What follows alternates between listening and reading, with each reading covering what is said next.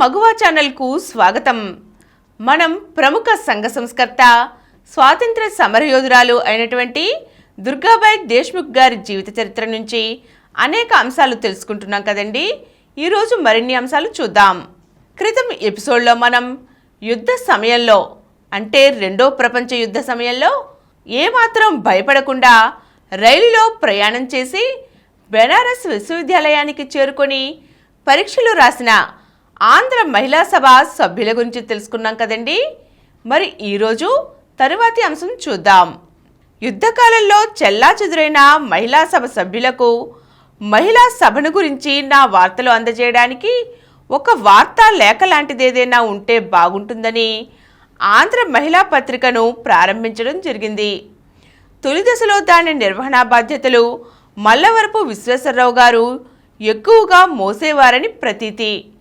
తరువాత చాలా కాలం దీన్ని చెన్న గంటమ్మ గారు, అచ్యుతిని గిరిజ, కె సుగుణమణి నిర్వహించారు. ఆమె తరువాత లక్ష్మీ రఘురామయ్య ఆ నిర్వహణ బాధ్యతను తీసుకున్నాం.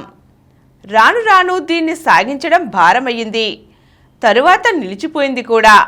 అయితే ఆంధ్ర మహిళ ప్రారంభించిన ప్రెస్సు హైదరాబాదు తరలి వెళ్ళాక కొద్ది కాలం తరువాత విజయదుర్గ రూపంలో అది తిరిగి రారారంభించింది. ఇలా 1937-46 మధ్య చిన్న మొక్కగా బయలుదేరి ప్రజాభిమానం అనే బలమైన ఎరువుతో క్షణక్షణాభివృద్ధి చెంది వటవృక్షంగా అది తయారయ్యింది. ఈ నీడన వెలిసిన వివిధ సంస్థలు, వీటిని నడిపిన వివిధ వ్యక్తులు దుర్గాబాయి గారు తీర్చిదిద్దినవారే. ఆంధ్ర మహిళా సభకు మీర్జాపురం, పిఠాపురం రాజకుటుంబీకులు భూమిని ఇవ్వడమే కాక భూరి విరాళాలతో ముందుకు వచ్చి దుర్గాబాయి గారికి అండగా నిలబడ్డారు. దుర్గాబాయి గారితో ధైర్య సాహసాలే కాదు, పలువురిని మెప్పించి ఒప్పించగల ఆదర్శాలు ఉన్నాయి. తన పథకాలను అమలు జరిపి విజయవంతం చేయగల తపన ఉంది. తన మాటల చాతుర్యంతో ఎదుటివారిని ముగ్ధులను చేసి తన వైపు తిప్పుకోగలిగేవారు.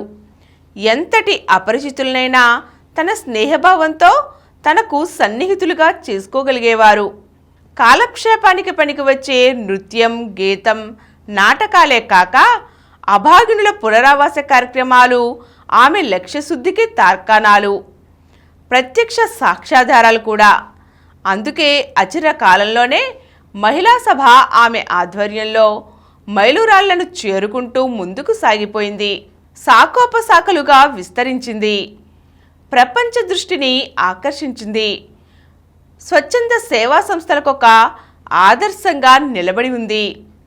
దుర్గాబాయి గారి శక్తి సామర్థ్యాలను మాటల్లో ఎంత వర్ణించి చెప్పినా కష్టమే. ఇటుక పేర్చి సంస్థల విభాగాలు, భాగాలు నిర్మించడానికి ముందు ఈ ఇటుకల సేకరణకై దీక్షా కంకణం కట్టుకున్న ఆమె పేరు క్షణ జ్ఞాపకం వస్తూనే ఉంటుంది.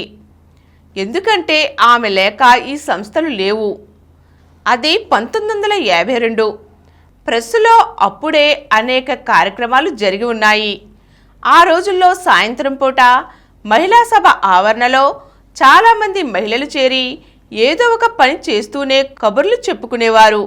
మహిళా సభ కోలాహలంగా ఉంటూ ఉండేది. పండుగలు, పేరంటాలు జరిపిస్తుండేవారు. బొమ్మల కొలువులు తీర్చిదిద్దేవారు. ఆడవాళ్లకు ఆటల పాటల పోటీలు పెట్టి బహుమతులు ఇచ్చేవారు. చెన్నపురి ఆంధ్ర మహాసభ నుంచి వేరే కొత్త వేరుని ఆంధ్ర మహిళా సభ నిలదొక్కుని అందరికీ ఆనందాన్ని పంచి ఇచ్చిన రోజులవి. ఇదే సమయంలో దుర్గాబాయి గారి వ్యాపకాలు ఢిల్లీకి, జాతీయ రంగానికి విస్తరించడం ప్రారంభించాయి. న్యాయవాదిగా రాణిస్తున్న రోజుల్లోనే ఆమె ప్రతిభ జాతీయ స్థాయిలో కాంగ్రెస్ అభ్యర్థిగా ఎన్నుకోవడం, కోర్టులో కూడా ఆమె క్రిమినల్ సైడ్ చేపట్టడం ఆ రోజుల్లో అంతా గొప్పగా చెప్పుకునేవారు. ఆనాటి జాతీయ నాయకులను ఆమె ఎంతగానో ఆకర్షించారు. ఎందుకంటే సాధారణంగా స్త్రీలు సివిల్ సైడ్లో తృప్తిపడి తమ వృత్తిని సాగించేవారు. కానీ దుర్గాబాయి గారు అలా కాదు. ఎప్పుడే కేసులో ఏ స్త్రీ అయినా వచ్చినప్పుడు నాకు నా నెల్లూరు జైలు శిక్షాకాలం జ్ఞాపకానికి వచ్చేవి. అక్కడ ఖైదీల అవస్థలు, వారితో నేను పంచుకున్న వారి కష్టసుఖాలు గుర్తుకు వస్తుండేవి అనేవారామే. ఈరోజు మనం దుర్గాబాయ్ దేశ్ముఖ్ గారు ఆంధ్ర మహిళా సభను ఎంత సమర్థవంతంగా నిర్వహించారో కొన్ని విషయాలు తెలుసుకున్నాం కదండి. వచ్చే ఎపిసోడ్లో కాన్స్టిట్యూయెంట్ అసెంబ్లీ సమావేశాల్లో ఆమె కాంగ్రెస్ అభ్యర్థిగా ఏం చేశారో తెలుసుకుందాం.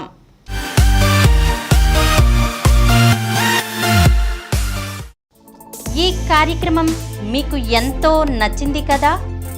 ఇటువంటి మరిన్ని వీడియోల కోసం అనతి కాలంలోనే 20 కోట్ల వ్యూస్ సాధించిన సమరం ఛానల్ సమర్పించు సమరం మగువ ఛానల్కు సబ్స్క్రైబ్ చేయండి, లైక్ చేయండి, మీ ఫ్రెండ్స్కి షేర్ చేయండి. అలాగే ప్రక్కనున్న గంట సింబల్ని ప్రెస్ చేయడం మర్చిపోకండి. Please download Samaram Channels app from Google Play Store and watch your favorite channels. Click the bell icon and subscribe to the channels.